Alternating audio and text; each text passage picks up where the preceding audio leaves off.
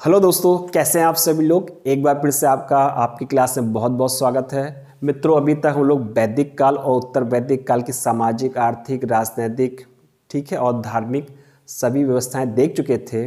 और छठी ईसा पूर्व तक आते आते समाज में, जैसा कि हमने देखा, बहुत सारी जटिलताएं आ चुकी थी। समाज में छुआछूत, अस्पृश्यता बहुत ज़्यादा बढ़ चुकी थी। समाज में बहुत सारी नई जातियां भी आ चुकी थी जिसे अंत्येष्ट कहा जाता था। और जातियों की संख्या में बहुत ज़्यादा वृद्धि हो चुकी थी। कुछ लोग को संकर जातियाँ भी आ गई जो संकर जातियाँ कहलाईं। ठीक है, इसी के साथ साथ जो चार वर्ण थे, चार वर्णों में भी जटिलताएं बहुत आ गई थी। चार वर्णों के अलावा बहुत सारी जातियां समाज में आ चुकी थी, इसलिए सामाजिक व्यवस्था बहुत जटिल होती जा रही थी। इसके साथ साथ उस समय धर्म का बहुत ज़्यादा बोलबाला था। धार्मिक दृष्टिकोण की बात करते तो ब्राह्मण उस समय अपने वर्चस्व पे थे।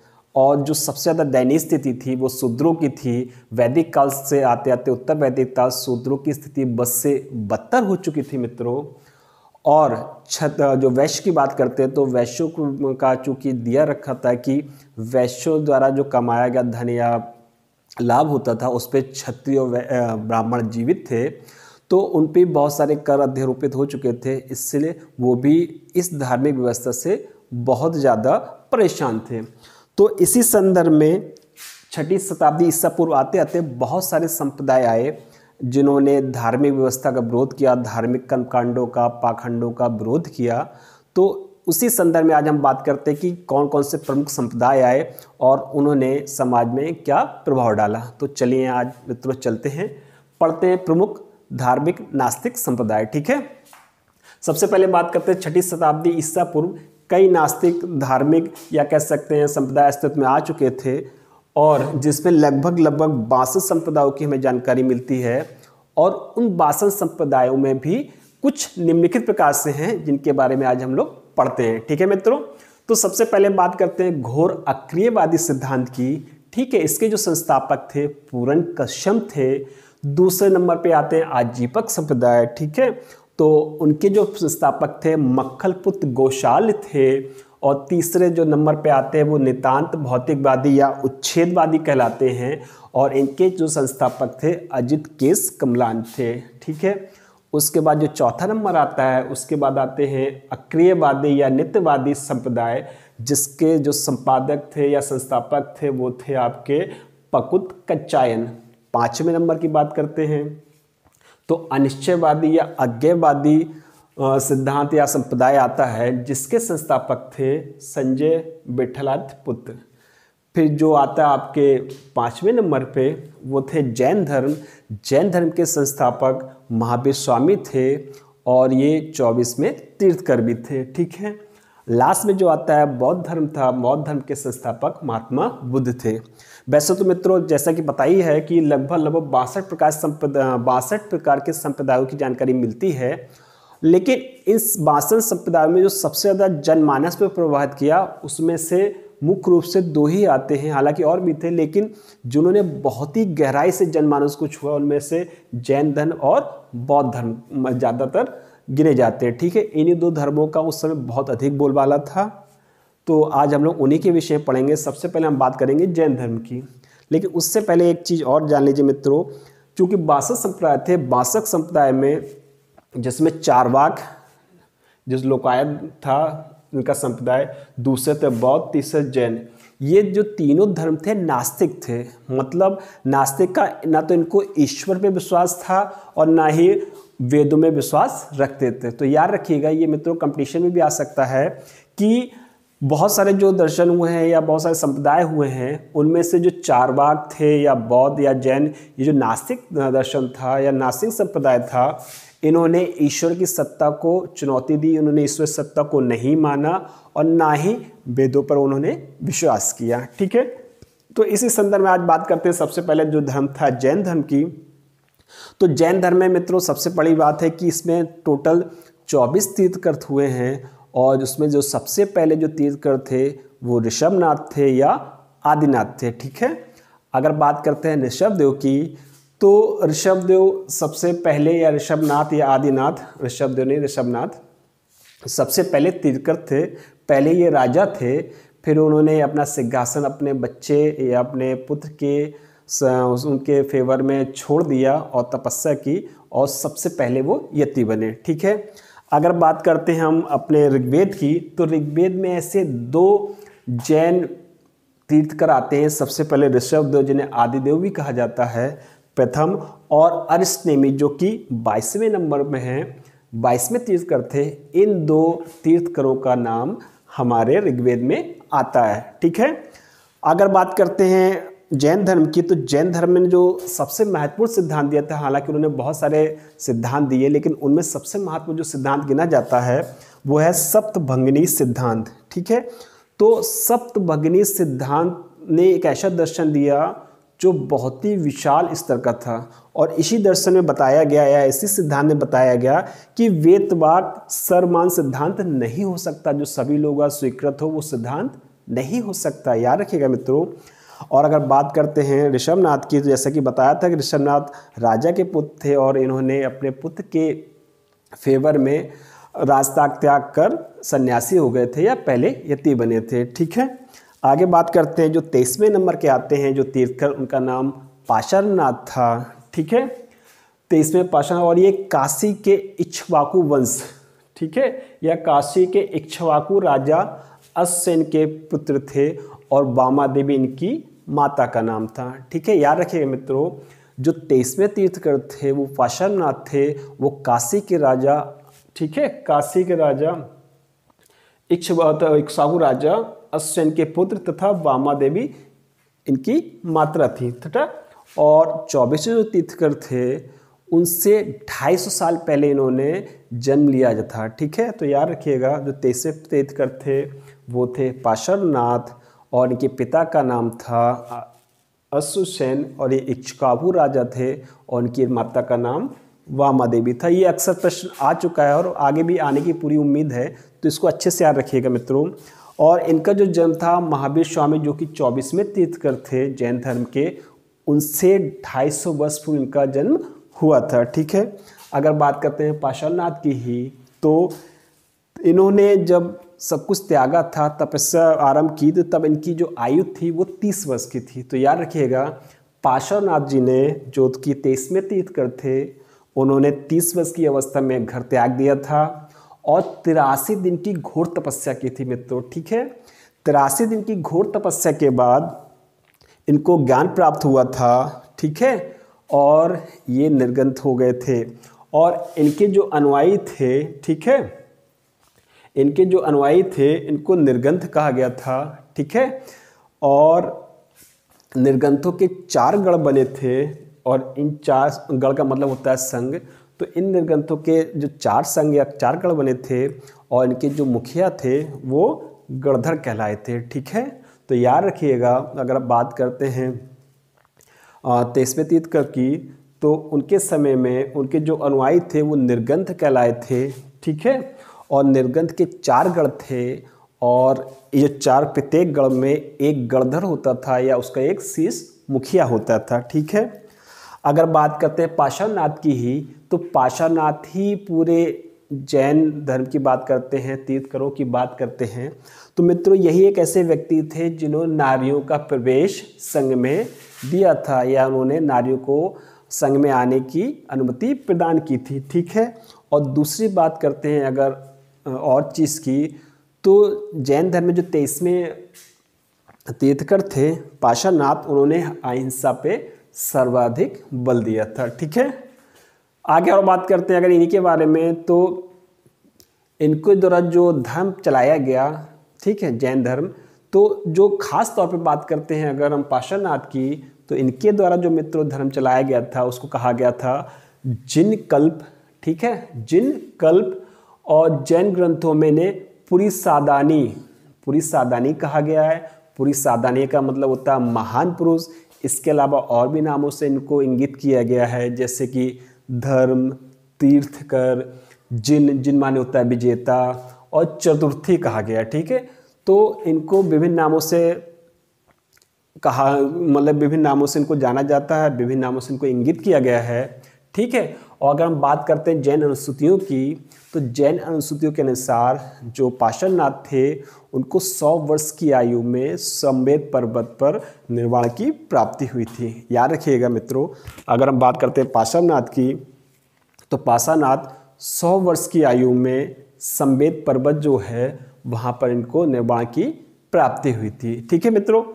और अगर बात करते हैं पार्श्वनाथ द्वारा प्रचारित जो 4 महाव्रत थे, पार्श्वनाथ जी थे जो 23वें जो तीर्थकर थे, उन्होंने 4 महाव्रत दिए थे, सत्य, अहिंसा, अस्तेय और अपरिग्रह। ठीक है। और जो 5वां धर्म जोड़ा था या 5वां व्रत जोड़ा था वो था महावीर जी ने, और वो था आपका ब्रह्मचर्य। ठीक है। अगर बात करते हैं इन 4 महाव्रतों की, तो सबसे पहले सत्य आता है। तो सत्य का मतलब होता है प्रत्येक व्यक्ति को आजीवन सत्य का पालन करना चाहिए और हमेशा सत्य ही बोलना चाहिए। दूसरे नंबर की बात करते हैं अहिंसा। तो अहिंसा का मतलब है कि हमें किसी भी प्रकार की अहिंसा नहीं करनी चाहिए। और एक चीज़ बहुत इम्पॉर्टेंट है, अगर बात करें अहिंसा की, पूरे जैन धर्म में जो आधार बिंदु या सैद्धांतिक चीज़ थी वो अहिंसा ही थी। मतलब इन्होंने अहिंसा की पराकाष्ठा पार कर ली थी। और यहाँ तक कि जो जैन थे वो आज भी नंगे पैर चलते हैं। इससे क्योंकि जब भी पैर के नीचे कुछ भी चीज़ अगर लेंगे तो वो तुरंत पैर हटा लें। मतलब उनके द्वारा किसी प्रकार की हिंसा वर्जित की गई है, और इसलिए उनको नंगे पांव रखने को कहा जाता है, या इसका नंगे पांव रखने का व्रत लिया जाता है, जिससे कि उनके पैरों के नीचे कोई भी जीव जंतु, कीड़े मकोड़े तक ना उनके द्वारा मारे जाएं। ठीक है। तो सबसे जो महत्वपूर्ण चीज़ थी 5 महाव्रत में, तो अहिंसा पे जैन धर्म की बात करते हैं, सबसे ज़्यादा जोर अहिंसा पर दिया गया। ठीक है। अब बात करते हैं अस्तेय की। तो अस्तेय का मतलब होता है किसी भी प्रकार की चोरी नहीं करना। ठीक है। और अगर लास्ट में बात करते हैं अपरिग्रह की, तो अपरिग्रह का मतलब होता है किसी भी प्रकार का धन का अपनी ओर एकत्र न करना या अपने पास ना रखना। तो किसी भी प्रकार का धन का संग्रह ना करना ही अपरिग्रह कहलाता है। ठीक है मित्रों। तो पाषाण द्वारा 4 महाव्रत थे, सत्य, अहिंसा, अस्तेय और अपरिग्रह। और जो 5वां जो महाव्रत था वो था ब्रह्मचर्य, जो कि हमारे 24वें तीर्थकर थे जैन धर्म में, महावीर, उन्होंने जोड़ा था। तो ये तो 23वें तीर्थकर के बारे में कुछ बातें थी मित्रों। आगे बात करते हैं, जैसे कि मैंने बताया कि जैन धर्म में कुल मिलाकर 24 तीर्थकर हुए हैं। तो आइए आज उन तीर्थकरों के नाम जानते हैं और उनके प्रतीक चिन्ह जानते हैं। मित्रों, कंपटीशन का ज़माना डे बाय डे बढ़ रहा है, दिन प्रतिदिन इतना जटिल होता जा रहा है, तो कुछ कहा नहीं जा सकता कौन सा प्रश्न कहाँ से रख दें। और ये जो तीर्थकर हैं उनके प्रतीक हैं, इनका कई बार प्रश्नों में आगमन हुआ है। तो ये 24वें तीर्थकर में कुछ भी पूछा जा सकता है, इसलिए आइए उनके बारे में एक बार नज़र डालते हैं।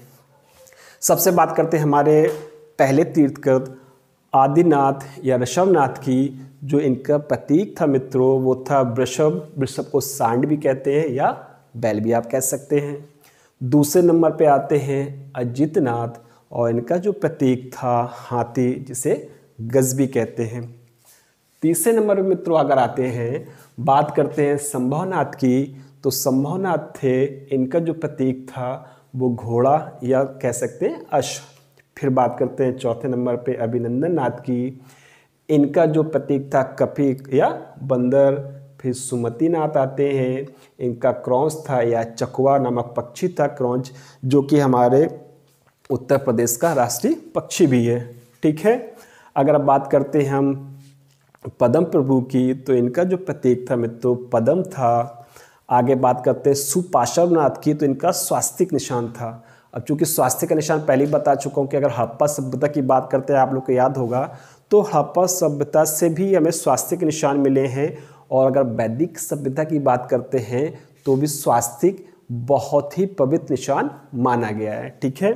तो याद रखिएगा दो, एक तो सुपार्श्वनाथ है और एक पार्श्वनाथ, इसमें कंफ्यूज ना होइएगा। हो सकता है जिनको ज्ञान ना हो तो अज्ञानता बस सुपार्श्वनाथ और पार्श्वनाथ दोनों को एक समझ लें। लेकिन मित्रों याद रखिएगा दोनों के जो प्रतीक हैं अलग अलग हैं, कंफ्यूज मत हो जाइएगा, क्योंकि कंपटीशन जमाना है, कुछ भी कहीं भी घुमा के रखा जा सकता है। हो सकता है कह दिया सुपार्श्वनाथ और आपको ऑब्जेक्टिव में दे दिया स्वास्तिक भी दे दिया जाए और इधर सर्वफण भी दे दिया जाए, तो आप लोग तो यही समझोगे सर्वफण है तो लगा दो, तो यहाँ पे आपका क्वेश्चन गलत होगा। आप लोग समझोगे कि मैंने तो सही किया था। ठीक है, तो याद रखिएगा अगर हम सुपार्श्वनाथ की बात करते हैं तो इनका जो प्रतीक है मित्रों स्वास्तिक है।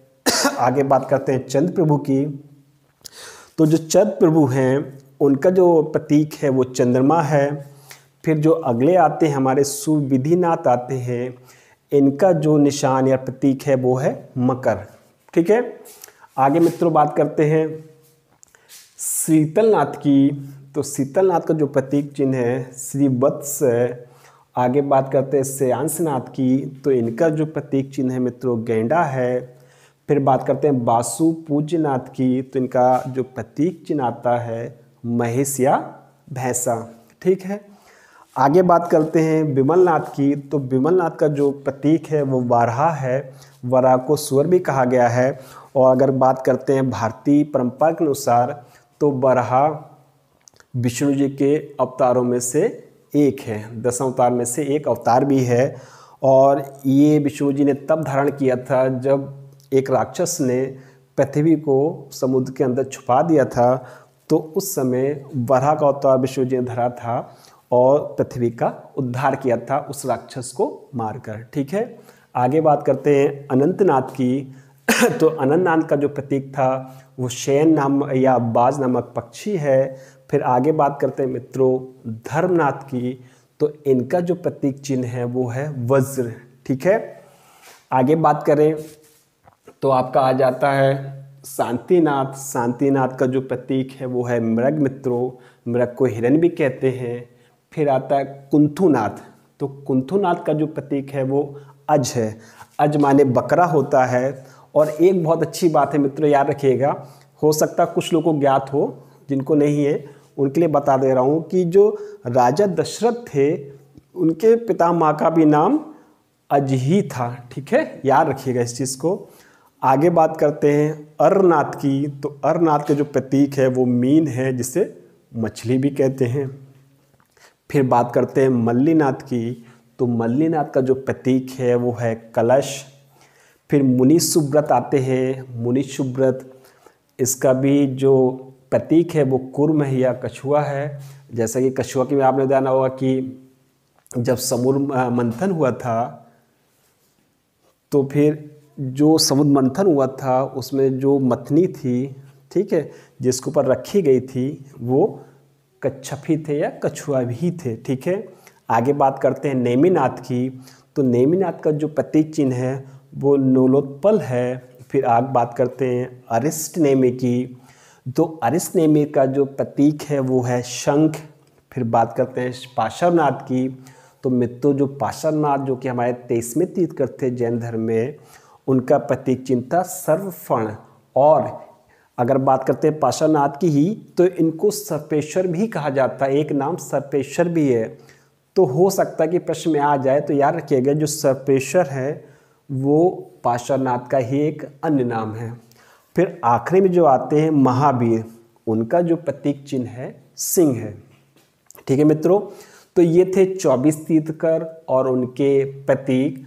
अब हम लोग पढ़ेंगे इसके आगे महावीर स्वामी के बारे में। ठीक है, कि महावीर जी ने कैसे ज्ञान प्राप्त किया, उन्होंने 5वां व्रत जोड़ा और महावीर के समय में कैसे जैन धर्म में एक विकराल रूप धारण किया, जो देश विदेश में अपनी अच्छी छवि बनाई और लोगों को प्रभावित किया, भारतीय धर्म को प्रभावित किया, भारतीय लोगों को प्रभावित किया और बहुत सारे लोग आकर्षित हुए और जैन धर्म में आ गए। ठीक है, तो मित्रों आज के लिए इतना बहुत है। उम्मीद है आपको ये पसंद आया होगा और ऐसे हमें प्यार और सम्मान देते रहिए।